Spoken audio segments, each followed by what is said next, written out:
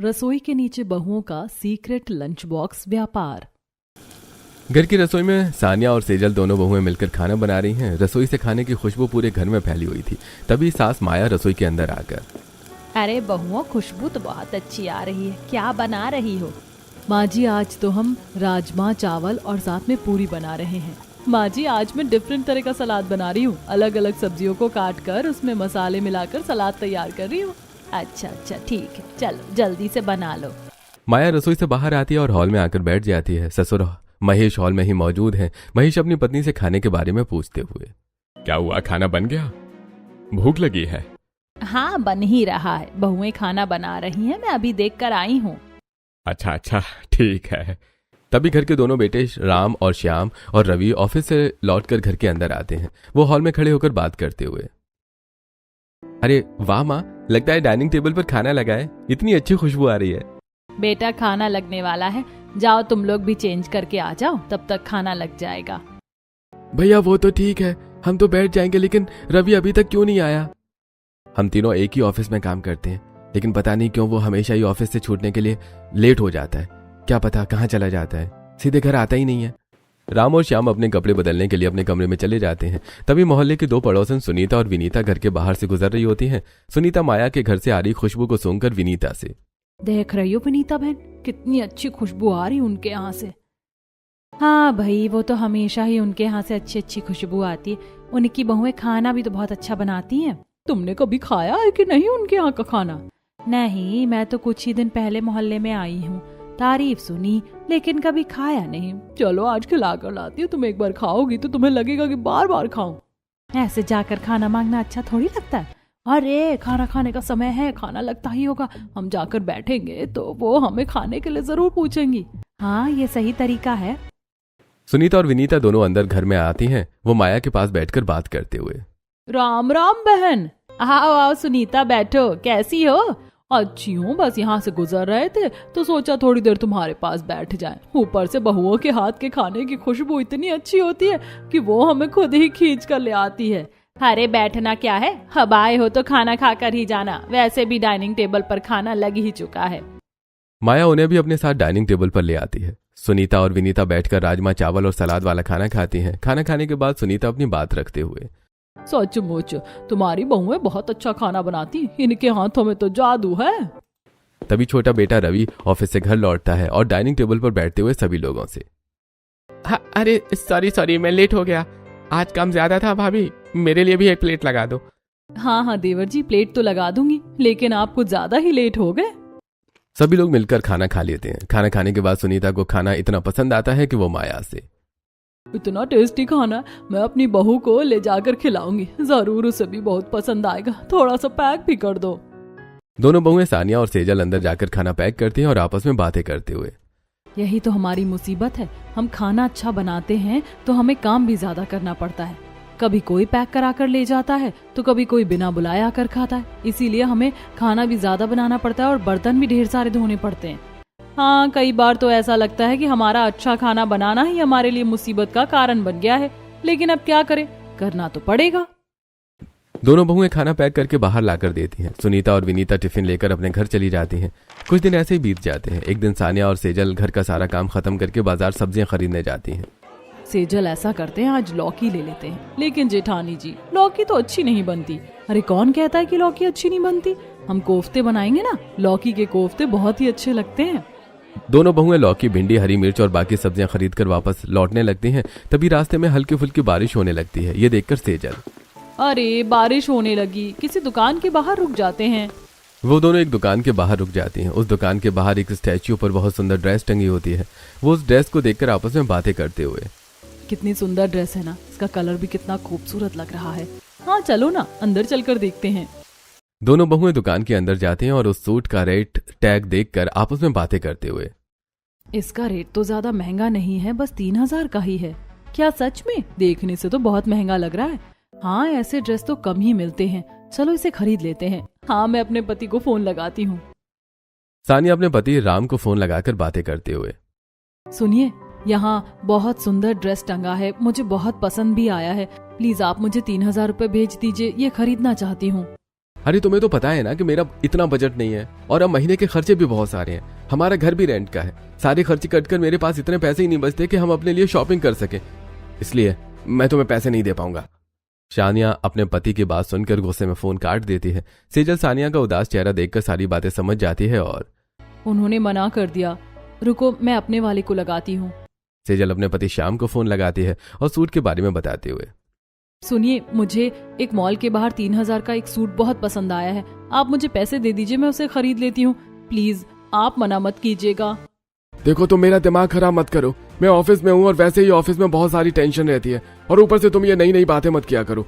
तुम्हें समझ में आना चाहिए कि हमारा इतना बजट नहीं है कि हम बिना किसी के त्योहार के साल के बीच में कपड़े खरीद सकें। श्याम भी गुस्सा होकर फोन रख देता है। सेजल उदास होकर सानिया से, उन्होंने भी मना कर दिया। इतने में मोहल्ले में रहने वाली पुष्पा अपनी स्कूटी रोककर मॉल के अंदर आती है और अपनी दोनों पड़ोसनों को वहां खड़े होकर ड्रेस देखते हुए, अरे तुम लोग यहाँ कैसे खड़े हो? कुछ नहीं, सूट देखने के लिए रुक गए थे। वाह यार, कितना सुंदर सूट है। ये सूट देखने के लिए नहीं, खरीदने के लिए है। हाँ बहन, हमारे पति ने तो मना कर दिया। तुम अपने पति को फोन लगा लो, शायद वो तुम्हें दिला दे। पुष्पा बिना कुछ बोले आगे बढ़ती है। दुकान वाले से वो सूट पैक करवाती है। काउंटर पर जाकर फोन से बिल स्कैन करके भरती है और दोनों बहुओं के पास वापस आकर ताने मारते हुए, देखो मैंने ना सूट खरीद लिया है। और हाँ, एक बात और, जरूरी नहीं है कि मुझे ये खरीदने के लिए पति पर डिपेंड होना पड़े। मैं जॉब करती हूँ, मैं सेल्फ डिपेंडेंट हूँ, इसीलिए खुद कर सकती हूँ। और मुझे लगता है कि तुम लोगों को भी जॉब करनी चाहिए। पुष्पा ताने मारकर वहां से चली जाती है। सानिया और सेजल घर लौटते हुए आपस में बातें करते हुए, देखा देवरानी जी, हम भी तो इतने पढ़े लिखे हैं, लेकिन माँ जी हमें जॉब करने की परमिशन ही नहीं देती। हाँ सही कह रही हो जेठानी जी, अगर हम भी जॉब करते तो हमें अपने पतियों पर इस तरह डिपेंड नहीं होना पड़ता। ऐसा करते हैं कि आज घर चलकर इस बारे में माँ जी से बात करते हैं। ठीक है, चलो घर चलकर बात करते हैं।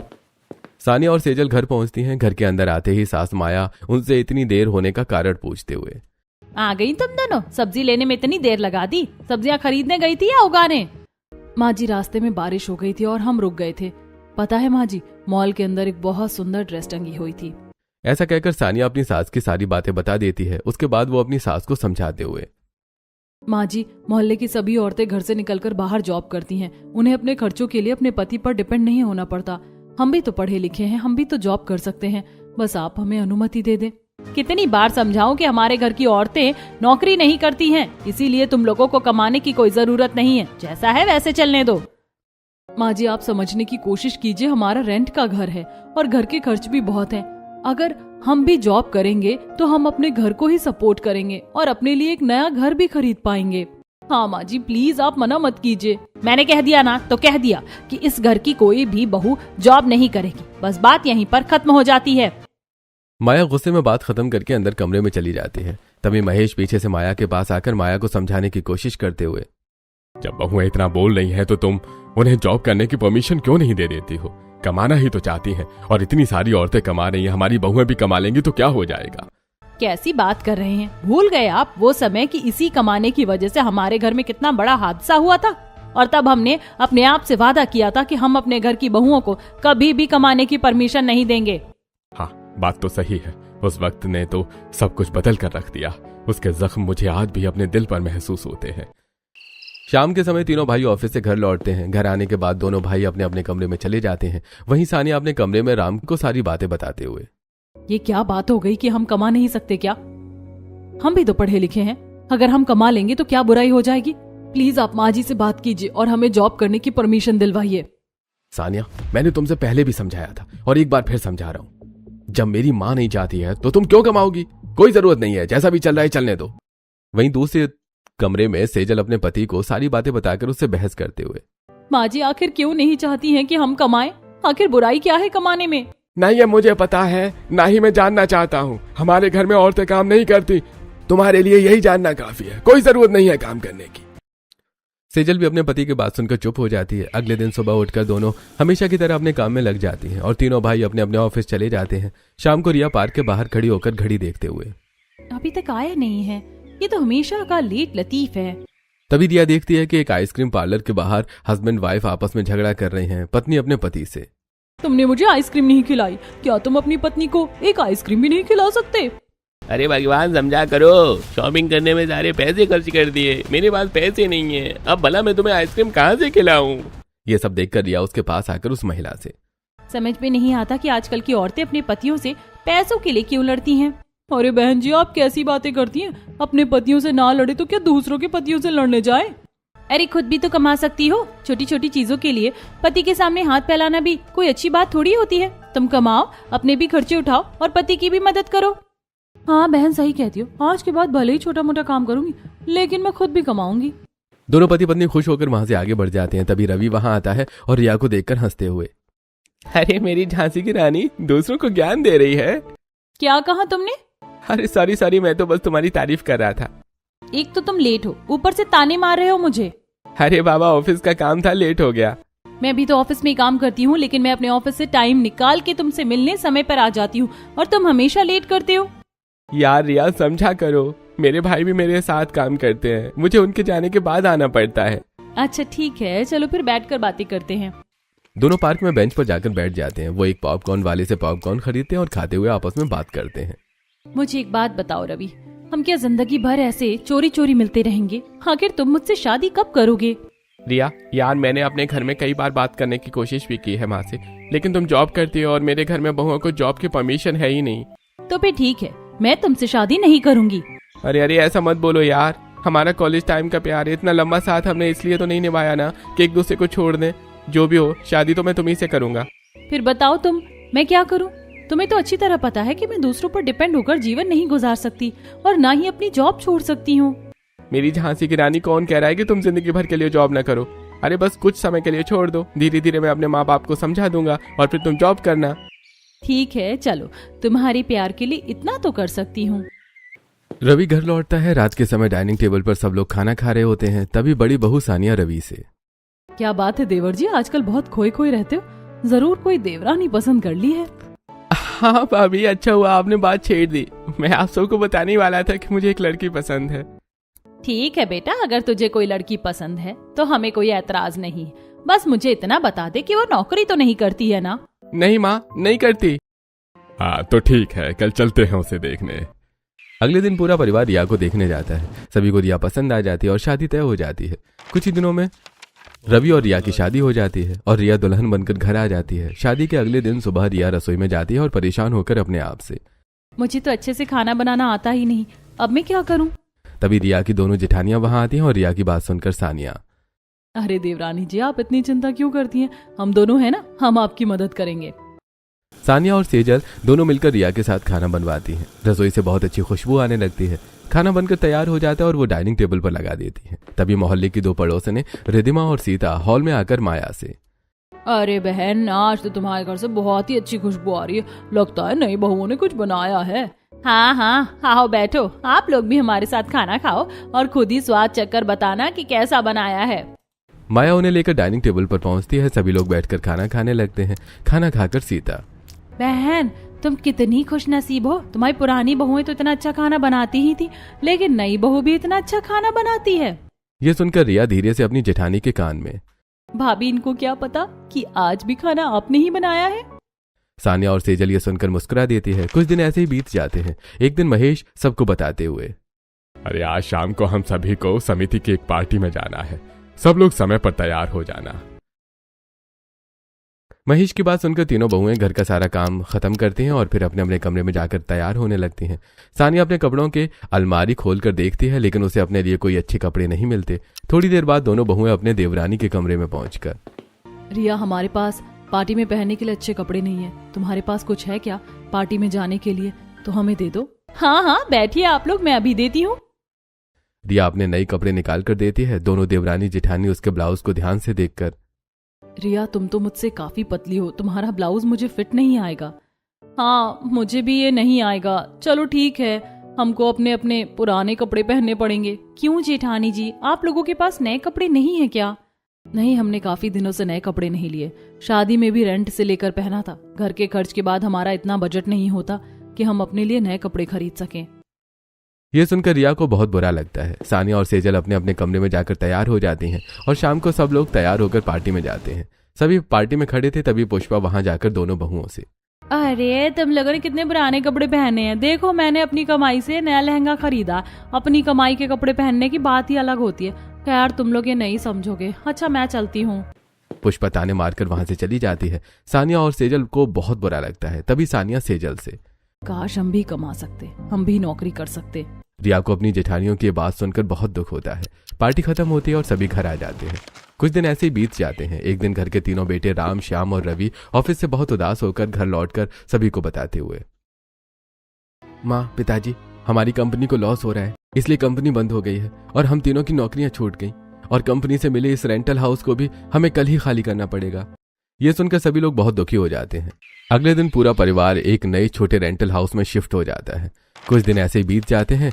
एक दिन तीनों भाई उदास बैठे चाय पीते हुए, कई कंपनीज में हमने अपना रेज्यूमे दिया लेकिन अच्छी नौकरी नहीं मिल रही है और नौकरी मिलने में समय भी लग जाएगा। तभी बड़ी बहू सानिया वहां आती है। माया से कहती है, माँ जी, घर में कुछ भी नहीं है, सब चीजें खत्म हो गई हैं, राशन लाना है, हम भला खाना कैसे बनाएं? ऐसा भी बुरा वक्त आया है जिंदगी में कि राशन भी खत्म हो गया। पिताजी, वक्त तो आता जाता रहता है, लेकिन वक्त को बदलना हमारे अपने हाथ में है। क्यों ना हम बहुएं जॉब कर ले, तो हम अपने घर पर आई इस मुसीबत का सामना आसानी से कर सकते हैं। बड़ी बहू, छोटी को समझाओ, हमारे यहाँ बहुएं जॉब नहीं करती। लेकिन माँ जी, आखिर क्यों? हर सवाल का जवाब जानना जरूरी नहीं है। नहीं करती मतलब नहीं करती, बात खत्म। माया ये बोलकर गुस्से में अंदर कमरे में चली जाती है। राम भी उठकर कमरे में चला जाता है। तब हॉल में बैठी रिया, आखिर माँ जी क्यों नहीं चाहती कि हम बहुएं जॉब करें, जबकि हमारे घर में पैसों की इतनी जरूरत है? ये तो नहीं पता, लेकिन जब माँ जी नहीं चाहती हैं तो हम कुछ नहीं कर सकते। कुछ दिन और बीत जाते हैं और घर में परेशानियां लगातार चल रही होती हैं। एक दिन सुबह के समय सानिया और सेजल छत पर जाकर कपड़े धोती हैं। इधर रिया किचन को साफ करती है। अचानक पोंछे का पानी फर्श पर गिर जाता है और रिया का हाथ फिसलकर किनारे लगी एक बटन पर जा पड़ता है। जैसे वो बटन दबाती है, सामने की दीवार का एक गुप्त दरवाजा खुल जाता है। ये क्या, अंदर सीढ़ी दी हुई है? रिया सीढ़ियों से नीचे उतरती है। नीचे उतरकर वो देखती है कि वहां एक बहुत बड़ा हॉल है जो बिल्कुल खाली पड़ा है। वहां एक बड़ी सी चिमनी लगी हुई है और बड़े बड़े गैस चूल्हे रखे हुए हैं। वहां टिफिन के डिब्बे भी रखे हुए हैं। शायद यहाँ पर कभी कोई रेस्टोरेंट का खाना बनकर सप्लाई होता होगा, इसीलिए डिब्बे, गैस सिलेंडर और बाकी का सामान यहाँ रखा हुआ है। रिया ऊपर आकर उस कमरे का दरवाजा बंद कर देती है और छत पर जाकर देखती है कि सानिया नल चालू करके कपड़े धो रही होती है और सेजल कपड़े फैला रही होती है। तभी पड़ोसन अपनी छत से सानिया से बात करते हुए लगता है आप लोग यहाँ नए नए हो, आपके घर से खाने की काफी अच्छी खुशबू आती है। हाँ दीदी, जहाँ हम पहले रहते थे वहाँ के लोग भी हमारे हाथ के बने खाने की काफी तारीफ करते थे। यदि आप इतना अच्छा खाना बनाते हैं तो आप लोग टिफिन का व्यापार क्यों नहीं करते? क्योंकि यहाँ पास में कॉलेज भी है और इंडस्ट्रियल एरिया भी है, इसीलिए तो छोटे छोटे घर हैं यहाँ पर रेंट के। तो जितने भी रेंटर्स हैं, या तो वे मजदूर हैं या छोटे व्यापारी, तो आपका टिफिन का व्यापार यहाँ चल जाएगा। नहीं नहीं, हमारे यहाँ बहुओं को काम करने की परमिशन नहीं है।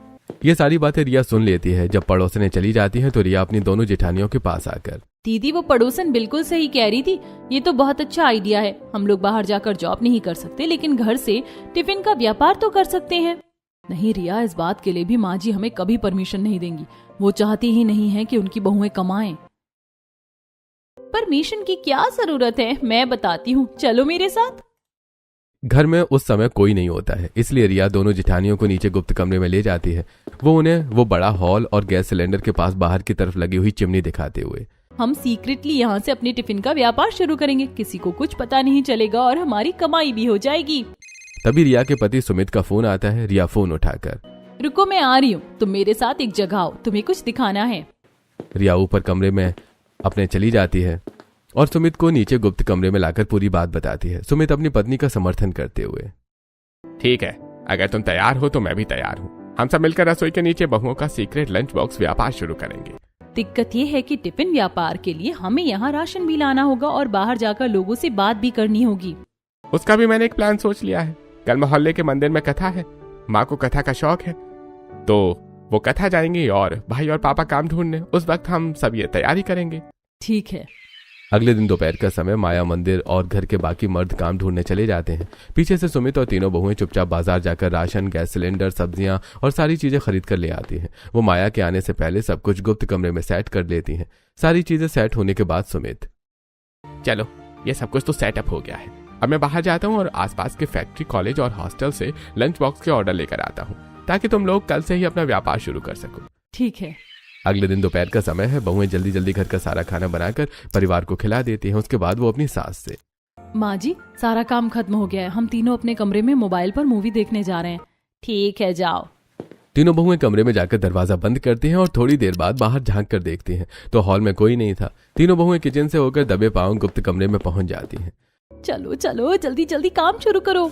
रिया आटा गूंथती है, सानिया मसाले पीसती है और सेजल सब्जी का तड़का तैयार करती है और दाल मखनी बनाती है। तभी सुमित दबे पांव वहां आकर, लंच बॉक्स डिलीवरी का समय हो गया है, चलो अब जल्दी से लंच बॉक्स पैक करके दे दो ताकि मैं समय पर डिलीवरी पहुंचा दूं। हाँ हाँ सुमित, बस हम टिफिन पैक ही कर रहे हैं। वैसे अच्छा हुआ कि ये चिमनी लगी हुई है और इससे धुआं बाहर की तरफ निकल जाता है, वरना यहाँ पर सफोकेशन हो जाती। बहुएं जल्दी जल्दी खाना बनाकर टिफिन पैक करती हैं। सुमित वो टिफिन लेकर चोरी से घर से निकलता है और सबसे पहले कॉलेज के पास जाता है। वहां कुछ छात्र खड़े होते हैं। ये लीजिए 4 टिफिन आपके, और पसंद आए तो कल फिर से ऑर्डर देना। ये रहे पैसे, अगर अच्छा लगा तो हम और भी ऑर्डर देंगे, अपने दोस्तों को भी बताएंगे। कुछ छात्र ऑनलाइन पैसे ट्रांसफर करते हैं और कुछ नकद पैसे देते हैं। इसके बाद सुमित इंडस्ट्रियल एरिया में मजदूरों के पास जाता है। ये रहा खाना, आप लोगों ने 4 लंच बॉक्स मांगा था ना, चारों दे दिया। जैसा कि मैंने कहा था ये खाना सस्ता है, आपके बजट में है। हाँ सर, अगर अच्छा लगेगा तो हम रोज मंगाएंगे। सुमित ऐसे ही 10-12 टिफिन और बांटता है, सबसे पैसे लेता है और वापस घर लौट आता है। उधर घर में माया घर के अंदर अपनी बहू को ढूंढ रही थी। तभी सुमित वहां आता है। माया सुमित से, बेटा, बहुएं कमरे में भी नहीं है, घर में भी नहीं है, छत पर भी नहीं है, कहाँ गई? मैं सब जगह देख कर आ गई। अच्छा वो तीनों? अरे वो तीनों मुझसे ही पैसे लेकर आइसक्रीम खाने गई हैं, बस आती ही होंगी। लेकिन आप क्यों परेशान हो रही हैं? चलो चलो आप कमरे में जाओ, मैं तब तक आपका सर दबा देता हूँ। सुमित माया को कमरे में ले जाकर उसका सिर दबाने लगता है और चुपचाप रिया को मैसेज करते हुए, जल्दी आओ, माँ तुम्हें ढूंढ रही है।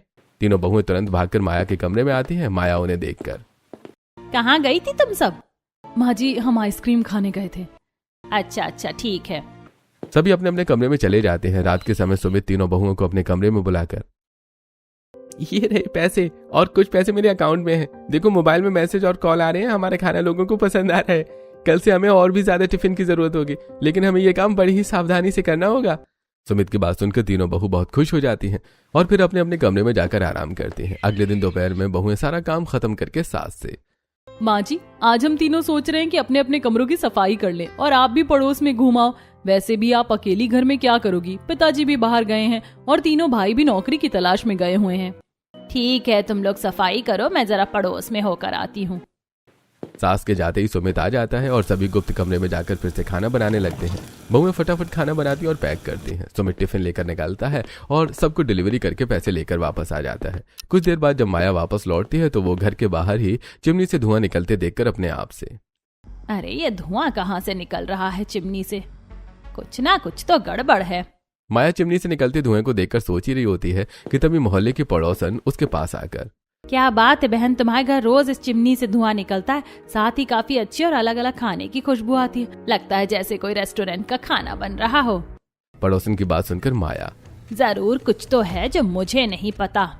माया घर के अंदर आती है और घर में बहुओं को ढूंढने लगती है। तभी किचन की तरफ से कुछ आवाजें सुनाई देती हैं। माया किचन में जाती है और फर्श पर लगे बटन को दबा देती है। गुप्त कमरे का दरवाजा खुल जाता है। माया नीचे सीढ़ियों से उतरती है और देखती है कि तीनों बहुएं नीचे खाना बना रही हैं। ये सब क्या चल रहा है यहाँ? देखकर तो लग रहा है ये जैसे तुम सब टिफिन का व्यापार कर रही हो। तभी सुमित भी वहां आ जाता है और बाहर नौकरी ढूंढने गए दोनों बड़े भाई भी घर लौटकर वहीं पहुंच जाते हैं। पूरा परिवार वहां इकट्ठा हो जाता है, माया बहुत ज्यादा गुस्सा करते हुए, मैंने तुम्हें मना किया था ना कि हमारे घर की बहुएं काम नहीं करती, फिर भी तुम लोगों ने काम शुरू कर दिया। बंद करो ये सब कुछ। माँ जी, आप इतनी स्वार्थी कैसे हो सकती हैं कि हमें नहीं पता था? हम वो अनपढ़ बहुएं नहीं हैं, आज के जमाने की पढ़ी लिखी बहुएं हैं। हमें हर बात का रीजन चाहिए होता है। माँ जी, रिया सही कहती है। आज तक हमने आपकी हर बात मानी ये सोचकर कि आप हमारा भला चाहती हैं, लेकिन आज हमें लगता है कि आप हमारी खुशियों से जलती हो और अब हम आपकी बात नहीं मान सकते। हम अपना ये व्यापार बंद नहीं करेंगे। अचानक अपनी बहू का ये रूप देखकर माया के दिल की धड़कनें तेज हो जाती हैं। गुस्से और तनाव के कारण माया को दिल का दौरा पड़ जाता है और वो सीने पर हाथ रखकर नीचे गिर जाती है। क्या हुआ माँ जी? क्या हुआ माँ जी? पूरा परिवार घबरा जाता है। वो तुरंत माया को अस्पताल लेकर भागते हैं। डॉक्टर तुरंत उनका इलाज शुरू करते हैं। कुछ देर बाद डॉक्टर बाहर आकर, देखिए मरीज को सीरियस हार्ट अटैक आया है और उनके तुरंत ट्रीटमेंट का खर्चा 1 लाख रुपए है, जल्दी से पैसे जमा करवाइए। परिवार के पास पैसे नहीं होते हैं, सब लोग परेशान हो जाते। तभी बहुएं आगे आकर, पिताजी, हमारे पास हमने टिफिन के व्यापार से आए हुए पैसे रखे हुए हैं, आप लोग वो पैसे लगाओ और माँ की जान बचाओ। बहुएं अपने सारे कमाए हुए पैसे निकालकर अस्पताल के काउंटर पर जमा कर देती हैं। डॉक्टर तुरंत इलाज शुरू कर देते हैं। महेश अपनी बहुओं को ये सब करता देखकर भावुक होते हुए अपनी बहुओं से, तुम लोग सचमुच बहुत अच्छे हो। तुम लोग जानना चाहती हो ना कि तुम्हारी सास क्यों नहीं चाहती कि तुम नौकरी करो। बहुत साल पहले माया की देवरानी, जिसका नाम केसर था, परिवार में सबके सामने खड़ी होकर चिल्लाते हुए, मैं पढ़ी लिखी हूँ और नौकरी करती हूँ, इसीलिए मुझे परिवार वालों का इतना रोकना टोकना पसंद नहीं। ऊपर से मैं इतने बड़े परिवार में नहीं रह सकती। अतुल, अगर तुम्हें मेरे साथ चलना है तो चलो, वरना मैं अकेले ही चली जाऊंगी। नहीं, मैं चल रहा हूँ तुम्हारे साथ। केसर घर के बाहर निकलने लगती है। घर की दादी सास रोते हुए कहती हैं, बेटा, मुझे छोड़कर मत जा, मैं तेरे बिना नहीं रह सकती हूँ। तू तो मेरा छोटा और लाडला बेटा है, तेरे बिना मैं कभी नहीं रही हूँ। तू मुझे छोड़कर कैसे जा रहा है? क्या करूं माँ, मेरी पत्नी नौकरी करती है, इसलिए उसे परिवार में रहना पसंद नहीं है। मजबूरी में मुझे उसके साथ अलग रहना पड़ेगा। आखिर उसके साथ मेरे बच्चों का भी तो भविष्य जुड़ा हुआ है।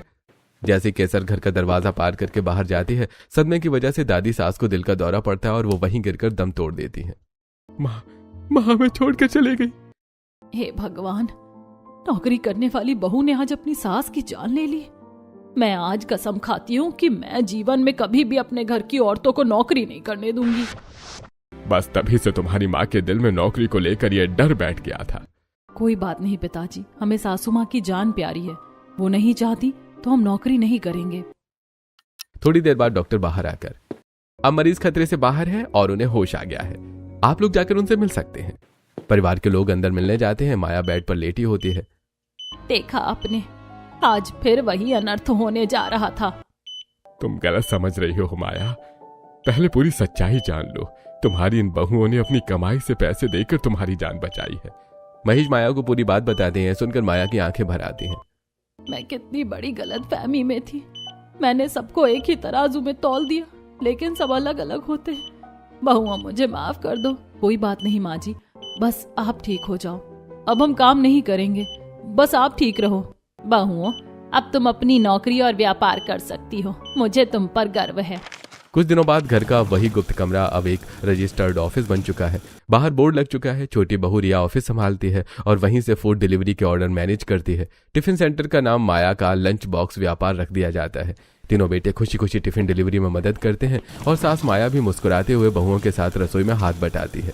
परिवार हंसी खुशी एक साथ रहने लगता है।